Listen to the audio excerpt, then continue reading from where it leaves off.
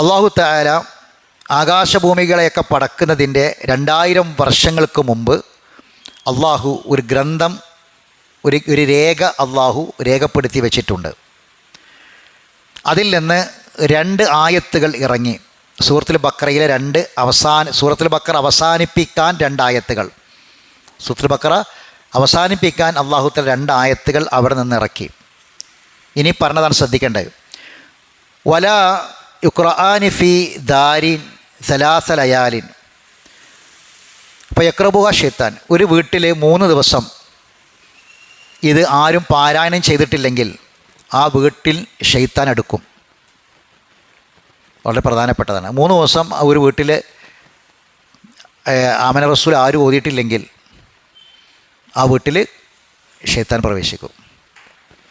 അത് നമ്മൾ വളരെയധികം ശ്രദ്ധിക്കേണ്ട കാര്യമാണ്. അപ്പോൾ എപ്പോഴും എന്ത് ചെയ്യണം? ആമൻ റസൂൽ ഓതിക്കൊണ്ടിരിക്കണം എന്നർത്ഥം.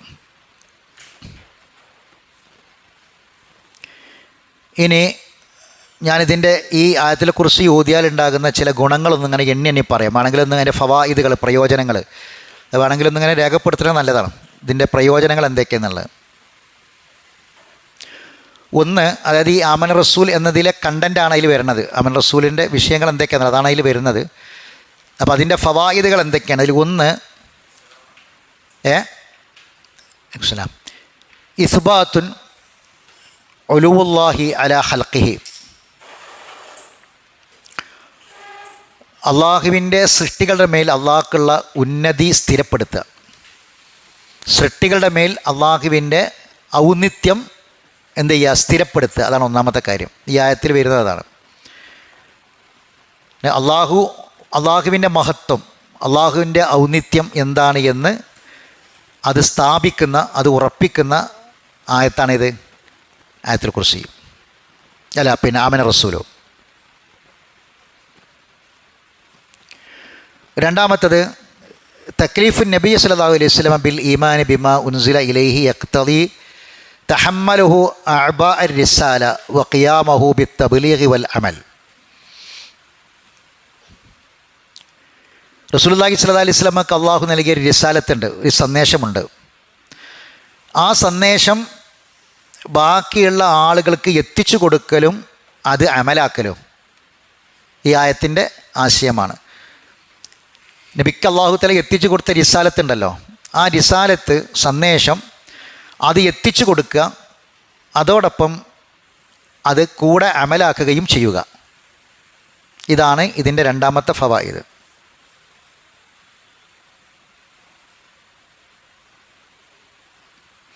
മൂന്നാമത്തേത് അന്നൽ മുഅ്മിനീന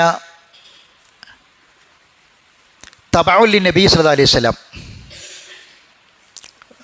നബി സല്ലല്ലാഹു അലൈഹി വസല്ലമയെ പിന്തുടരുന്ന മുഅ്മിനീങ്ങളായ ആളുകൾക്ക് നബിയെ അവർ പിന്തുടരുന്നു എന്നതാണ് ആമന റസൂൽ. നബി എന്തൊന്നാണോ കൊണ്ടുവന്നത് അതിനെ പിൻപറ്റുക, ഇത്തിബായി ചെയ്യുക, അതിൻ്റെ കൂടെ കൂടുക. നബി കൊണ്ടുവന്നതിൻ്റെ കൂടെ ഒരു ആളായിട്ടാണ് ചേരുക. അപ്പം എന്താ ഉണ്ടാകുക? സ്വർഗത്തിൽ നബിൻ്റെ കൂടെ ഉണ്ടാവും. ഇപ്പം നമുക്ക് ഒരു മുഅ്മിനായ മനുഷ്യൻ്റെ ഒരു വലിയ സങ്കടമായിരിക്കും എന്ത്, നബിൻ്റെ കാലത്ത് ജനിക്കാൻ കഴിഞ്ഞില്ലല്ലോ. നിങ്ങളങ്ങനെ ആരെങ്കിലും എപ്പോഴും ചിന്തിച്ചിട്ടുണ്ടോ? അങ്ങനെ ചിന്തിച്ചിട്ടുണ്ടോ? അങ്ങനെയല്ല നമ്മൾ പലപ്പോഴും പറയാം, നമ്മളൊക്കെ എക്കാലത്ത് ജനിച്ചത് വലിയ ഭാഗ്യമാണ്. നമ്മളങ്ങനെ പറയാം പലപ്പോഴും, എക്കാലത്ത് ജനിച്ചത് വലിയ ഭാഗ്യമാണ്. നമുക്ക് ഇനി വരാൻ പോണ കാലവും പേടിയാണ്, കഴിഞ്ഞ കാലം നമ്മൾ പറയല് ദാരിദ്ര്യത്തിൻ്റെ, നമ്മളെ വാപ്പാനൊക്കെ കാലം ദാരിദ്ര്യം, പട്ടിണി, ഒരു നാടൊരു പുരോഗതി ഇല്ലാത്തൊരു കാലം. ഇനി വരാനുള്ള കാലം എന്ന് പറഞ്ഞാൽ അതിനേക്കാളും ഭീകരമായൊരു കാലം. അന്നില്ലാതിരുന്നാൽ മതി. ഇപ്പം നമ്മളൊക്കെ ജീവിച്ചത് നല്ലൊരു സമയത്തെ കാലത്തെന്നാൽ പറയാം അല്ലേ. അതിന് മുമ്പുള്ള ആൾക്കാരും അങ്ങനെ തന്നെ പറഞ്ഞിനെ. ഓലെ സംബന്ധിച്ചിടത്തോളം ഓലെന്നാ ജീവിച്ച ഏറ്റവും നല്ല കാലത്താണ് ജീവിച്ചത്. അതിൻ്റെ മുമ്പുള്ളവരും അതേമാതിരി തന്നെയാണ് നല്ല കാലത്താണ് ജീവിച്ചത്. അപ്പോൾ ഏറ്റവും നല്ല കാലം നമ്മൾ ജീവിച്ച കാലം. ഇപ്പോഴത്തെ തലമുറ എന്താ പറഞ്ഞത്? നമ്മളൊക്കെ ജീവിച്ച കാലം കണ്ടില്ലേ? ഞങ്ങൾ ആ ഹൈവേ ഒക്കെ, കോഴിക്കോട്ടേക്ക് പോകണ ഹൈവേ ഒക്കെ കണ്ടില്ലേ? എന്തിനാ അതിൻ്റെയൊക്കെ പണ്ടത്തെ അവസ്ഥ? അതിമക്കൂടൊന്നും യാത്ര ചെയ്യാൻ കഴിയാതല്ലേ നമ്മളെ വാപ്പാരൊക്കെ മരിച്ചു പോയത്. ഇപ്പം എന്താ കാലഘട്ടം, ഇപ്പം മൊബൈലൊന്നും നമ്മളെ വാപ്പാരെ കണ്ടിട്ടും കൂടിയില്ല. ഇപ്പം എന്തെല്ലാം സൗകര്യങ്ങളാണ് ഇപ്പം ഈ തലമുറ നമ്മൾ ജീവിക്കണ. ഇപ്പം നമ്മളിങ്ങനെ പറയുമ്പോൾ നമ്മളെ വരുന്ന തലമുറ നമ്മളൊരു മോശക്കാരായിട്ടാണ് കാണുന്നത്. നമ്മളൊന്നും ഇല്ലാത്ത ഒരു മൊബൈലും കൂടി ഇല്ലാത്ത കാലത്ത് ജീവിച്ചതാണ്. ഏത് നമ്മളെ പറ്റി പറയാം അല്ലെ, നമ്മൾ പറയണത് നമ്മൾ അതിന് മുമ്പത്തെ കാലത്തല്ല കാലത്ത് ജീവിച്ചു എന്നാണ് പറയാം. അപ്പോൾ കാലം നോക്കണ്ട, എല്ലാ കാലത്തും അങ്ങനെ തന്നെ ഇക്കാരം. ഇനി വരുന്നൊരു തലമുറ വരുമ്പോൾ അതിനേക്കാൾ അപ്പുറം ഇക്കാരം. അപ്പോൾ ഇപ്പോഴത്തെ ഈ ന്യൂജൻ നിന്നിപ്പോൾ പറയുന്ന ആൾക്കാരെ പറ്റി വളരെ മോശമായ അഭിപ്രായമാണ് വരുന്നവർക്ക് ഉണ്ടാകുക. അപ്പോൾ ഏറ്റവും നല്ല തലമുറ റസൂലുള്ള പറഞ്ഞു, ഖൈറുൽ ഖുറൂനി ഖർനി. ഏറ്റവും നല്ല തലമുറ ജീവിച്ചത് ആരെ തലമുറയാണ്? നബിൻ്റെ കൂടെ ജീവിച്ച ആ തലമുറയാണ്. അപ്പോൾ നമ്മളിങ്ങനെ അങ്ങനെ ചിന്തക്ക് വളരെ അപൂർവമായിട്ട് ആൾക്കാർക്ക് വരുള്ളൂ കേട്ടോ. അങ്ങനെയൊക്കെ ഒരു ചിന്ത വന്നിടണമെന്ന് ചോദിച്ചാൽ വന്നിട്ടുണ്ട് എന്ന് ആത്മാർത്ഥമായിട്ട് പറയുന്നുണ്ടെങ്കിൽ സഹോദരങ്ങൾ, അത് വലിയ ഈമാൻ്റെ അടയാളം തന്നെയാണ്. അള്ളാഹു മരിക്കണ വരെ നിലനിർത്തി തരട്ടെ, പ്രാർത്ഥിക്കാം. നബിൻ്റെ കാലത്ത് ജീവിക്കാൻ നമുക്ക് പറ്റിയില്ലല്ലോ എന്നൊരു, കാരണം ഈ ചരിത്രങ്ങളൊക്കെ ഇങ്ങനെ കേൾക്കുമ്പോൾ, ഇസ്ലാമിക ചരിത്രങ്ങൾ കേൾക്കുമ്പോൾ, അതിനാണ് ചരിത്രങ്ങൾ കേൾക്കണം എന്ന് പറഞ്ഞത്. സത്യസന്ധമായ ചരിത്രം കേൾക്കണം കേട്ടോ. ചരിത്രം എന്ന് പറഞ്ഞപ്പോൾ ഇന്ന് വാട്സപ്പൊക്കെ തുറന്നാൽ ഉള്ളത് മുഴുവനും നുണയാണ്.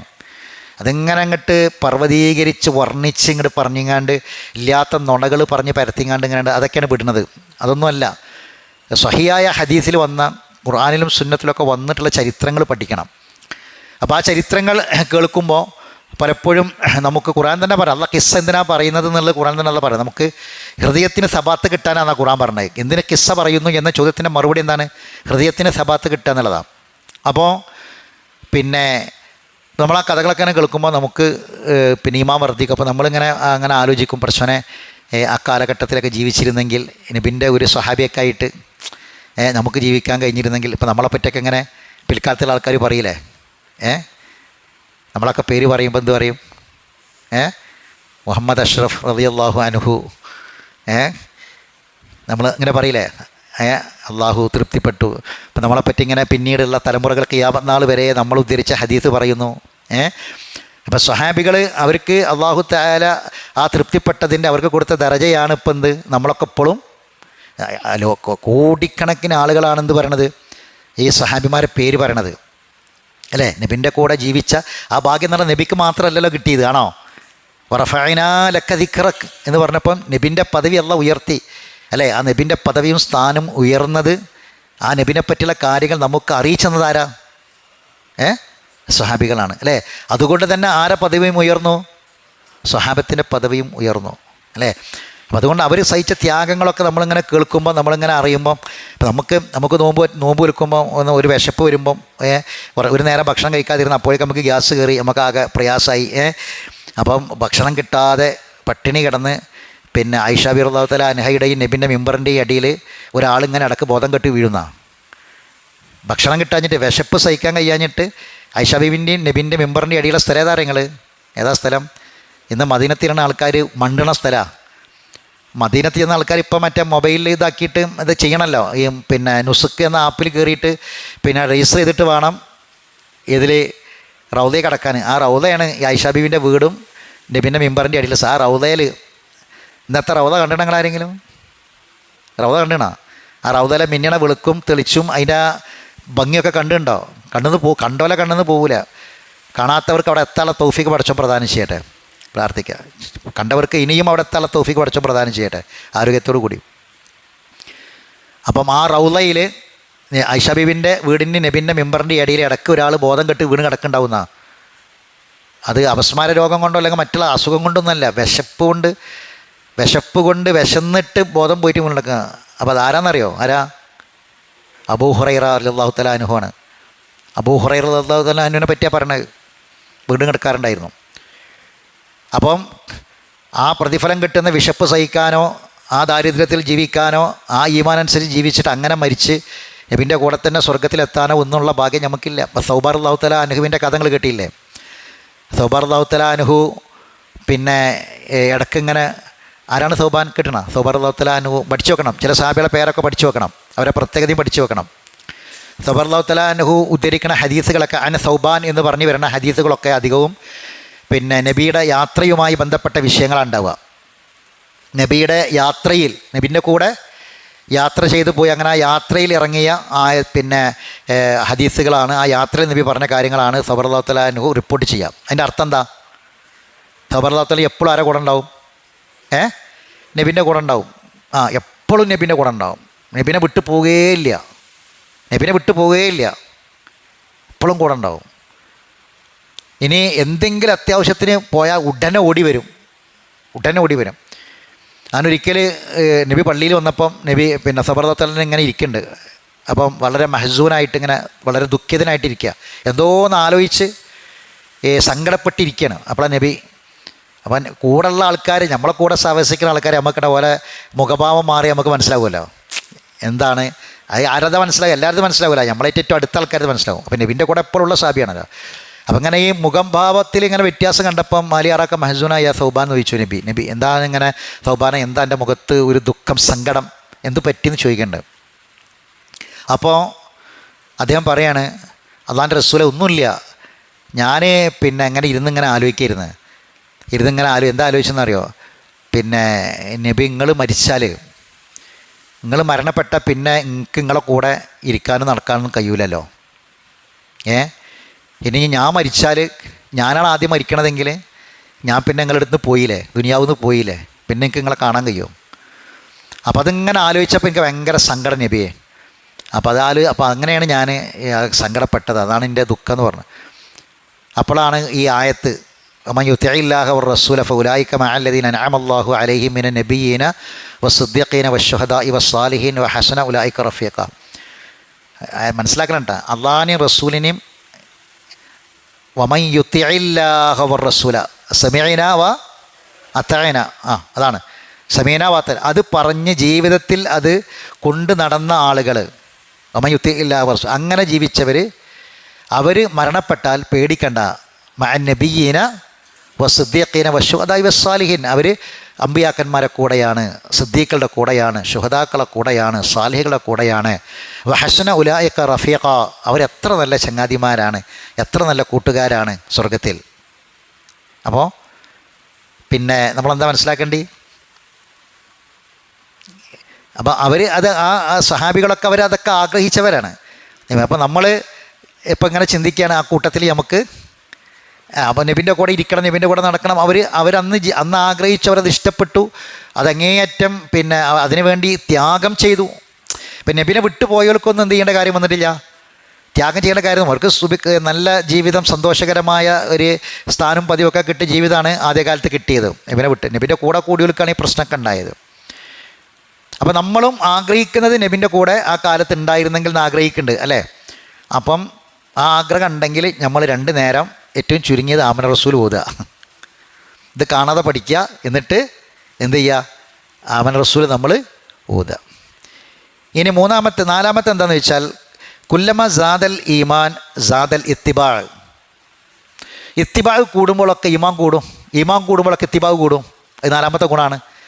ഈമാനും ഇത്തിബാവും എവിടെ ഉണ്ട്? ആമന റസൂലിൽ ഈമാൻ കൂടുന്ന്. എന്താണ്?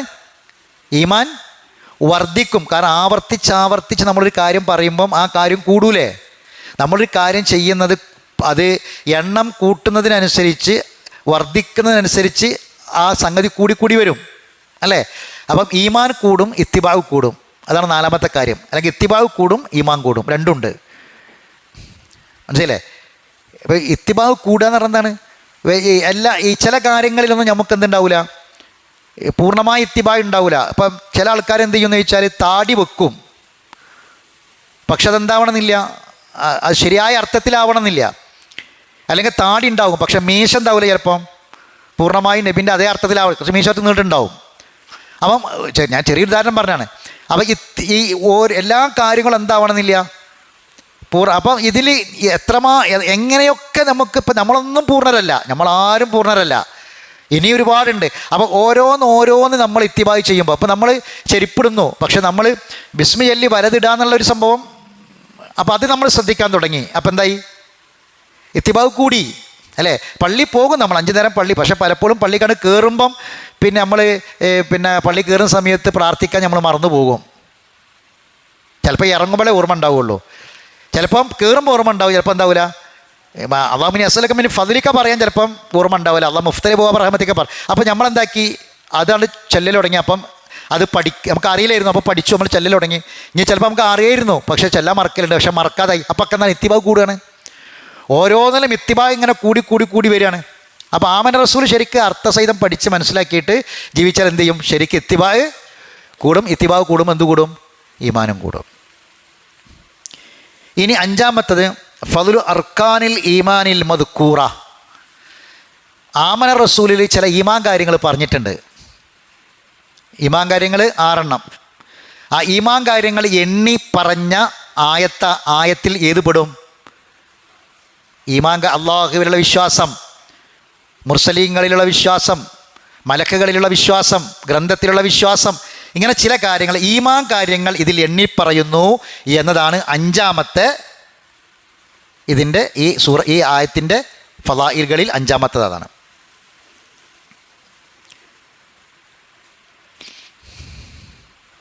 ആറാമത്തത് ഉജൂബുൽ ഈമാനി ബിർ റുസുലി വൽ കുതുബി അലാ വജിഹിൽ ഇജ്മാൽ വൈല നാരിഫ് കുല്ല തഫാസീൽ.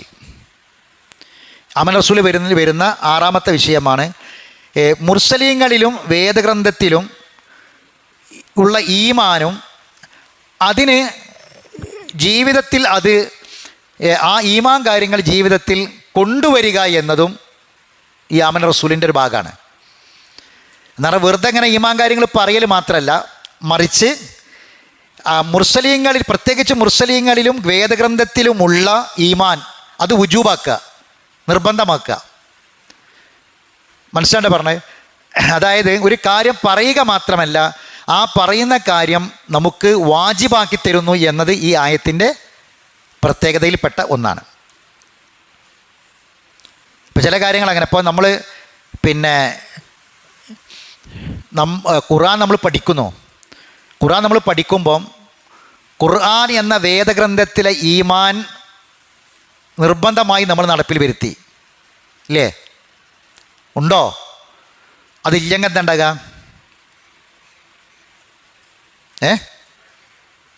ഒരാൾ ഖുർആനൊന്നും പഠിക്കണം വിചാരിച്ചോളി, ഓൻ ആമന റസൂലും അറിയില്ല, ഓൻ മുസ്ലിമാണ്.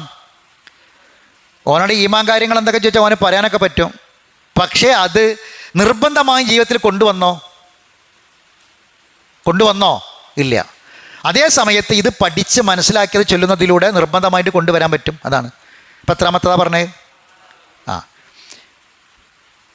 ഇനി അടുത്തത്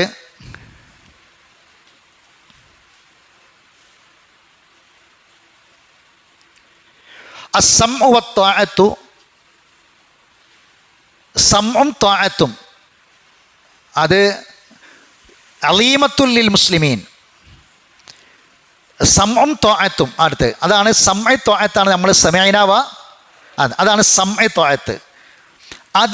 അതിലൂടെ മുഅ്മിനീങ്ങൾക്ക് അതൊരു വമ്പിച്ച കാര്യമാക്കിയിട്ട് അവർക്കത് ബോധ്യപ്പെടും.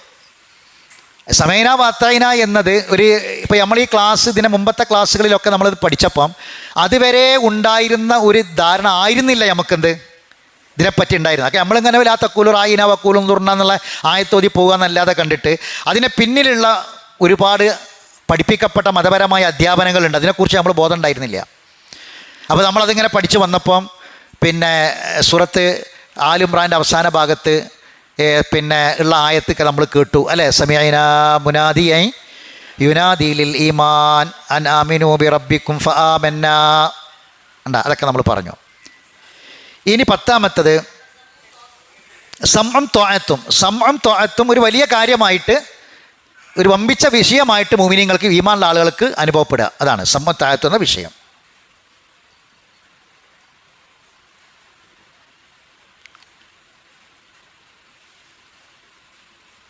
അടുത്തത്